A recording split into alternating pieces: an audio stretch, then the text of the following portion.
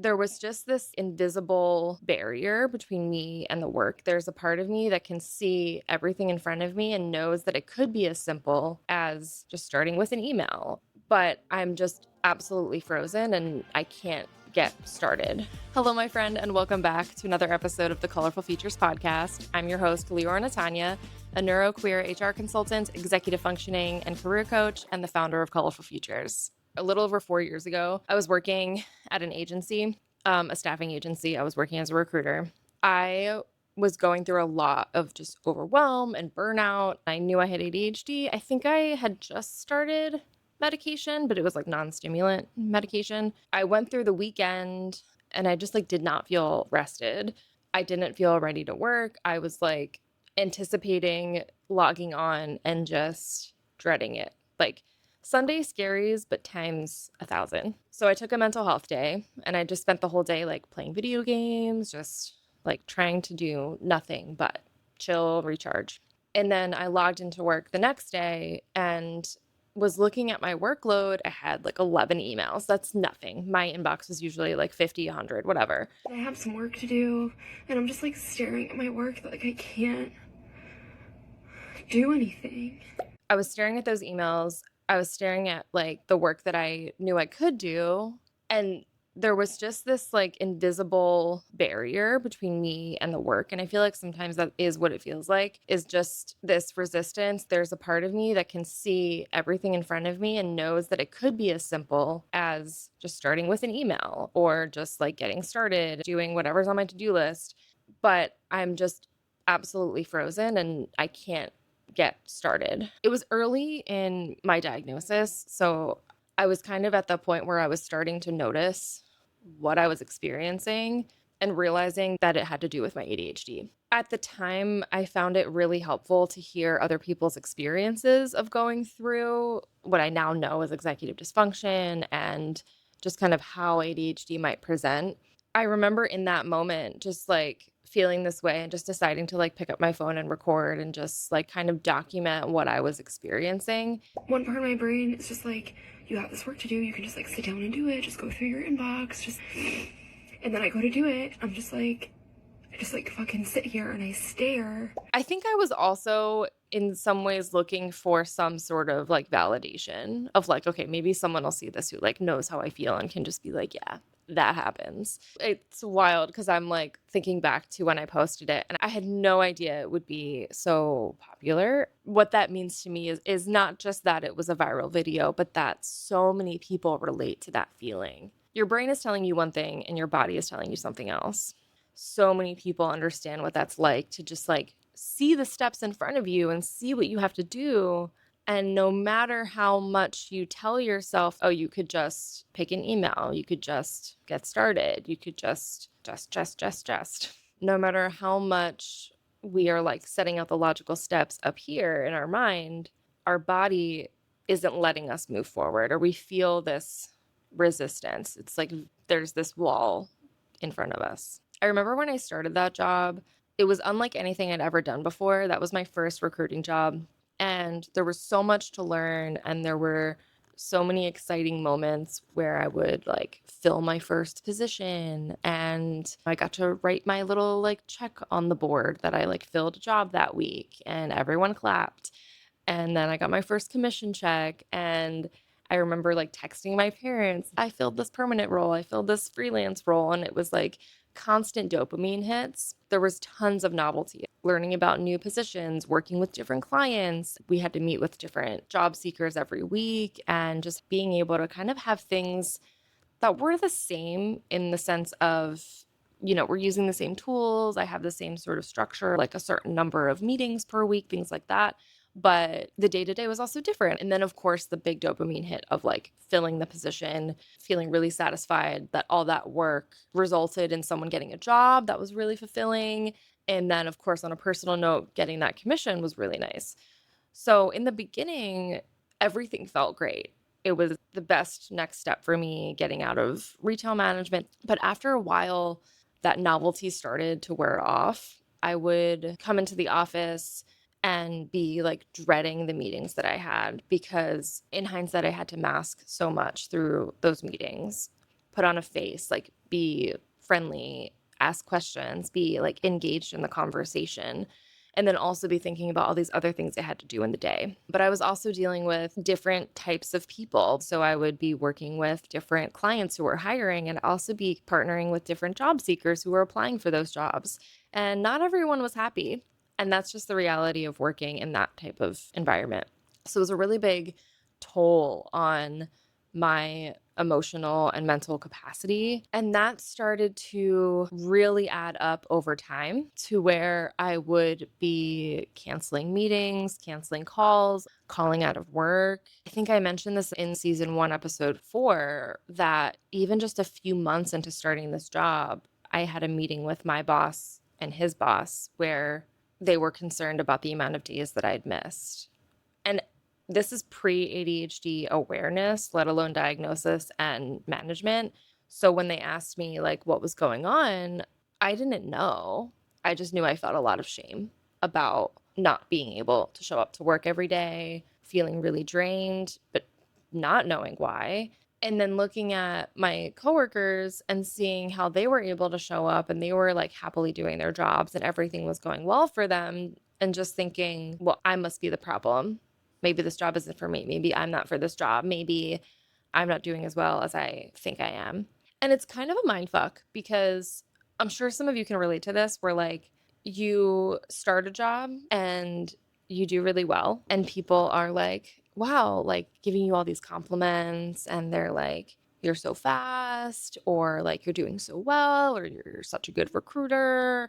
You are like the star of the show. And then that slowly starts to go away. You start to get less compliments. You start to get less recognition. And as the dopamine and the novelty of that job is wearing off for you, and the realities of the job, of the mental load, emotional load start to get even heavier on you. Plus, the fact that when you are a high achiever, high performer, especially early on, you just get more work and you get more complex work, which again makes the load on your brain even heavier. Then those positive compliments start happening less and less, and they're replaced by you keep canceling your calls, you're not meeting your quota, you keep missing work. Before that even happens, I think for me, I was already internalizing what was happening. Like I was already well aware that I was having a hard time showing up and wondering what was happening, why I couldn't do it like everyone else could do it. So by the time my boss even talked to me about it, I'd already spent a significant amount of time questioning myself and asking myself what was going on and feeling bad about it. And then the rejection sensitivity kicks in, especially when my boss comes to me, and it just ends up further, cementing this spiral of self-judgment and shame.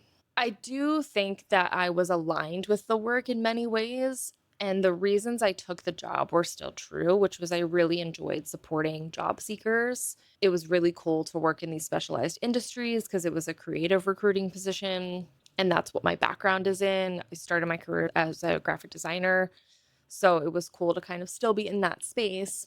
But the more I kind of settled into the role, the more these sort of like quota based, transactional based standards were cemented. And it became more about like meeting my energy needs, which means sometimes I couldn't meet the quotas that the company set, which then meant I wasn't fulfilling the requirements of my job, which meant my job was at risk. Like, I love to support job seekers in a recruiter role, but without these very specific quotas that end up making that relationship feel really transactional and the work is transactional. I'd rather focus on quality over quantity and not feel that it's at risk if I don't have a certain number of people to talk to. The team there was pretty supportive. Like my leaders did try to connect with me and see what was going on, what I might need, checking in with me to see like if it was the right role for me, which for me is like one of the most nervous system activating statements, but I have since learned that's not true for everyone, given my history and potentially history of you as well, of constantly like performing well till you're not, and then having performance conversations and being put on performance plans or being fired. When someone asks me, is this job the right fit for you? I'm already in survival mode of like, well, what do you mean?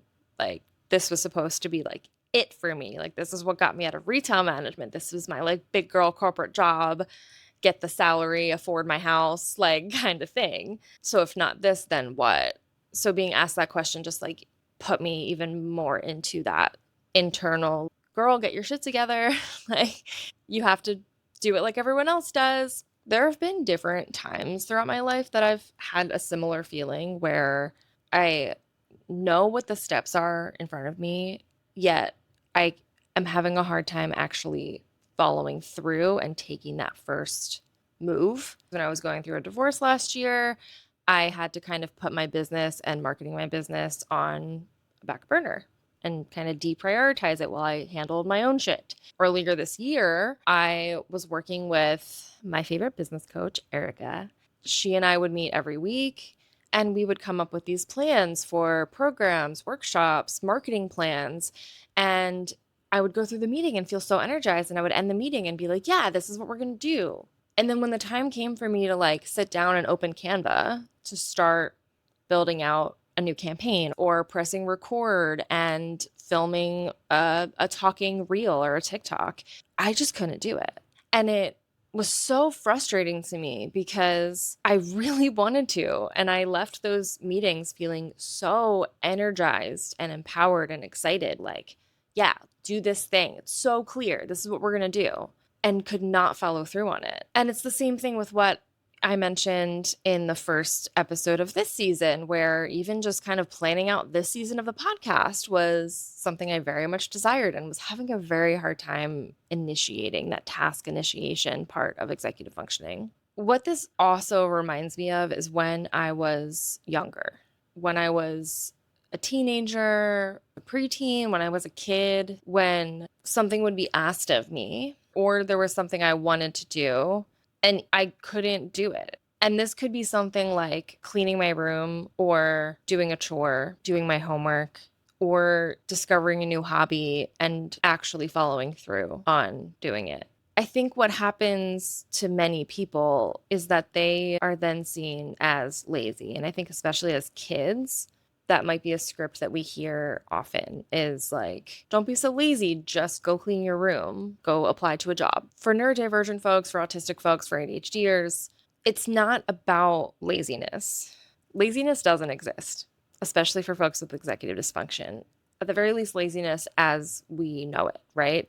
Laziness is there's something I'm supposed to do and I'm actively choosing not to do it, or so I hear. That's what that is. Laziness is not there is something I'm supposed to do or there's something I want to do. And no matter how much I try, no matter how much I think about it, no matter how much I want to do it, I cannot do it.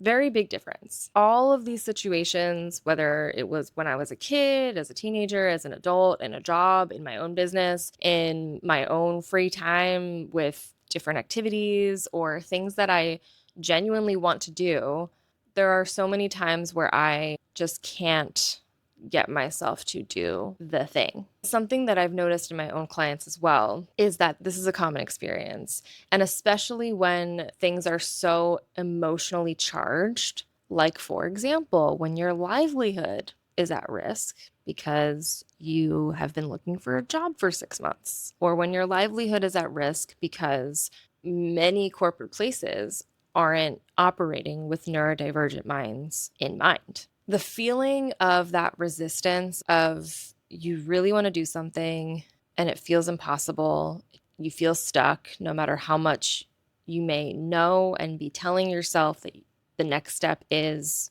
blank, feels even worse when it's something that is very emotionally charged. Even just that question of why can't I do this makes us feel like we are the problem. Like we're trying to find fault in ourselves. We're trying to find a reason. And what I've witnessed in my clients and myself is that the more that goes on, the bigger it gets. It's like this little demon in the room. Every moment you think to yourself, why can't I do this? You're like throwing snacks into that little demon's mouth and feeding it. Other people can do this. Why can't I do this? Other people can go apply to jobs. Other people can go to networking events. Other people can do their job, and I can't. I must be the problem. The more time that goes by that you're thinking about the thing that you really want to do and you just want to do it, that demon is getting louder and bigger and stronger until it is overtaking and overshadowing your desire to do the thing. From the outside, to people observing, whether it's your family, parents, boss, coworkers, even your spouse, even parts of yourself, but from the outside, this might seem like a lack of motivation. This might seem like a lack of initiative, a lack of drive, or laziness. They might even make suggestions to you of like, why don't you just apply to a job today? No big deal. Why don't you just go to the networking event? Why don't you just clean your room? Just wash the dishes. Not a big deal. Just text your friends. Just start the project. Just post the video. For me, the more people say that, I like shut down because it's not that simple. Well, you're saying just apply to a job, but do you know how many steps it takes to do that? Do you know how much I have to think about that? I have to figure out if I want to apply to the job, figure out what they're asking for, customize my resume, fill out the application, write the cover letter, like do anything but. I'll go to the dentist. When the stakes are high, that can often make the executive dysfunction worse and the avoidance worse, which also makes the inner spiral and turmoil worse too. There is an invisible labor to constantly thinking about something, planning it, feeling guilty about not doing it, feeling the weight of the unfinished task. You end up spending more mental energy like wrestling with the task than it might be to actually do the task. I know. I don't like to hear that either, but it's probably true. Because what happens is your brain thinks, well, we've been working on this because we've been thinking about it. We've been dissecting it. We've been planning out every perfect little step. And so you're already exhausted by the time you even think to do it. Your brain is like, oh, I've been applying to jobs for weeks. I've been applying to jobs for months. But you haven't actually. You've just been thinking about it, stressing about it, spiraling about it. With job searching, that can be very high stakes, right? Like this is connected to our livelihood. It's where we spend a lot of our time. And it's the fuel for how we live our life. The majority, if not all, I think all of my clients are neurodivergent in some way, typically ADHD, often ADHD, autistic ADHDers, and the occasional autistic who doesn't have ADHD. Most of the time, though, we've got a little mix of everything. I've had clients who have spent months looking at jobs they were excited about and not being able to get themselves to apply. I've had clients who felt overwhelmed by every step of the job search and therefore kept avoiding it.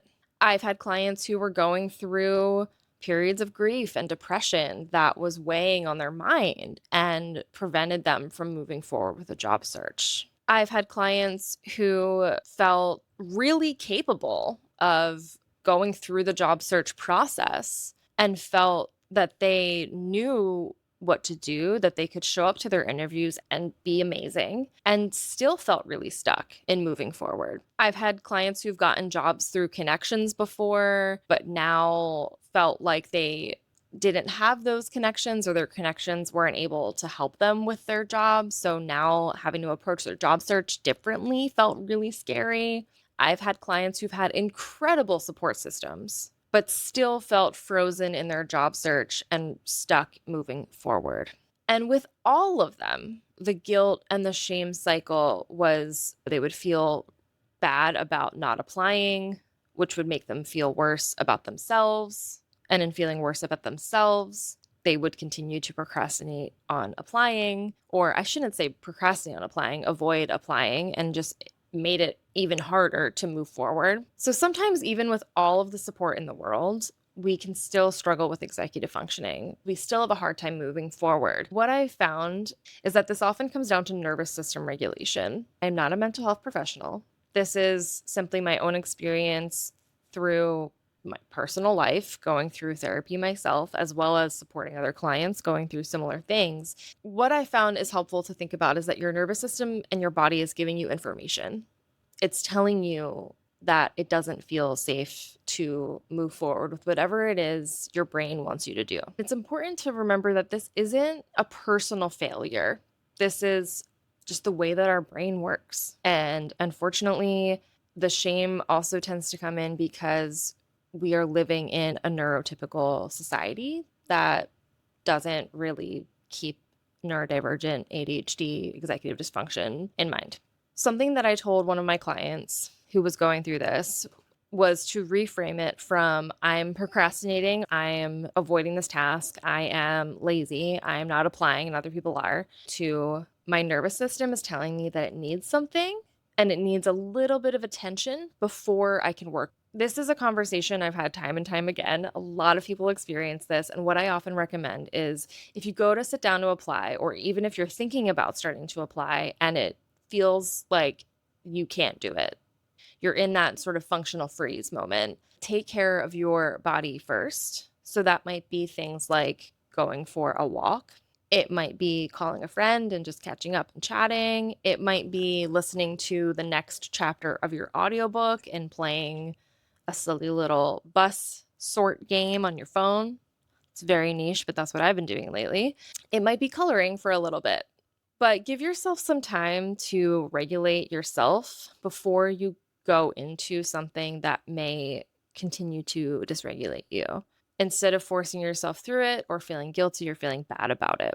This is part of working with your brain and not against it. It's part of working with your natural rhythms and not against it. When I approach coaching, whether it's career coaching or ADHD coaching, the approach that I have is acknowledging that we have these natural rhythms. We have these nervous system responses, brain responses, executive functioning things. If we kind of go with the flow, if we allow ourselves to ride the wave and give ourselves the support that it needs, it will help us move through that feeling, move through that resistance, so we can feel safe to take the action that moves us towards the thing that we desire.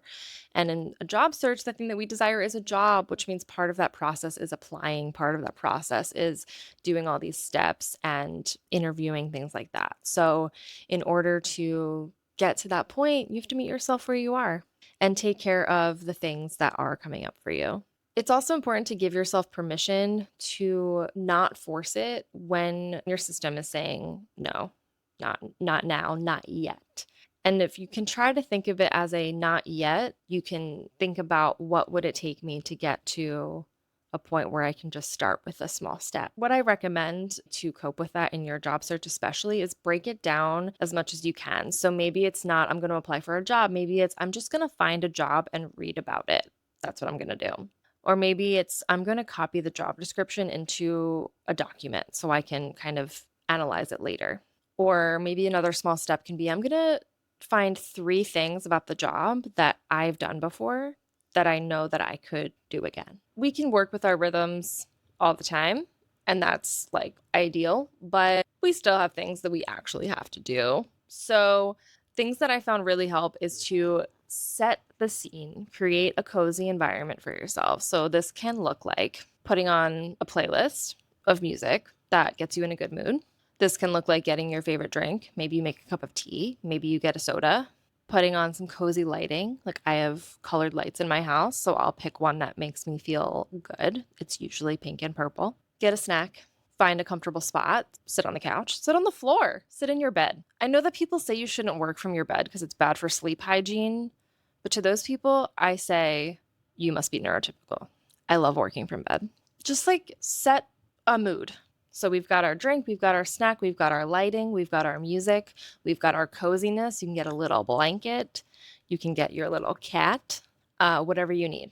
And then set a little time boundary for yourself. You could literally set a timer, or you could build a playlist that only plays for like 20 minutes and then don't set it to repeat. And then when that time is over, you check in with yourself. You say, okay, I've been working for 20, 30 minutes. How do I feel? Do I feel hungry? Am I thirsty? Do I have to stretch? Is my brain feeling soupy? Do I feel activated in my nervous system? Do I need to step away from this? If any of those things are true and you need to take care of yourself, then this is the time to take a break and come back to it. You could take a 10-minute break and come back and do another 20, 30 minutes. You could take a break and come back to it tomorrow. But in doing this, you're giving yourself a chance to try to get something done. And you're giving yourself the opportunity to work longer if you feel up to it. And you're giving yourself the opportunity to exit. And so have an exit strategy. What are you going to do when the timer goes off? Have a plan. If the timer goes off and I feel shitty, I'm going to close my laptop, take a walk, and then see how I feel. I'm going to close my laptop and go have a meal or take a shower or take a nap or all of them. If I hear my timer go off or my playlist ends and I'm feeling good and I'm feeling like I've built some momentum, I'm going to set another 20-minute timer. I also recommend that you notice like when you might have more energy or be in a different mood. So, for example, maybe right after you have breakfast in the morning, when your meds are like at their peak energy is when you could apply. Or maybe it's at night when you've front loaded some dopamine and you've taken some time to rest, recharge, FaceTime your bestie, take a walk, play some video games. You're feeling like you've had the time to just chill and recharge and relax. Maybe that's the time where you're like, all right, I'm going to have a little cup of tea, some cookies or cake or chocolate, set the mood lighting, get into my cute little pajamas, and I'm going to spend 30 minutes looking for jobs, and then I'm going to go watch my favorite show. So you have something to look forward to as well. And this will all help you prove to yourself that you can do these things.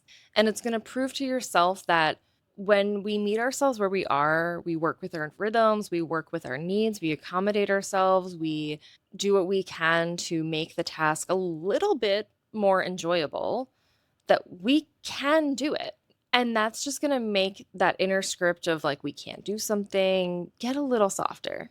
And we're going to have more information that says, oh no, like I can apply to jobs and I know what I need to have around me. Like for me, when I'm doing boring admin work, I'm like, I want a bowl of chips and I want a soda and I want a good playlist in my headphones and I want my cute little pink lighting, and then I'm good. And I know that because I've tried it and I knew that it worked. And this leads us to our quick tip of the week. If you're sitting down to apply and you feel frozen, or you sit down to apply to a job or search for jobs or whatever, and you are like, this isn't happening. I'm staring at the screen. I'm just scrolling LinkedIn. I'm not even reading them. And you're just like not feeling good about it.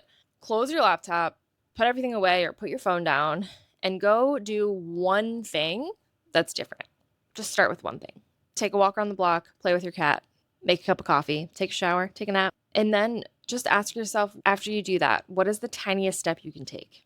And just honor whatever answer comes up. Even if it's just, I'm going to open my resume and I'm going to see if my first bullet point could be a little stronger. Or if that one smallest task is, I'm going to open LinkedIn and I'm going to find one post that I can comment on, even if it's not related to work. And then just see how you feel. And remember that your worth is not defined by your productivity. Sometimes the most radical thing that you can do is trust that your brain and body knows what it needs and honor that. That's all we have for you this week, my friend. So we'll see you next time.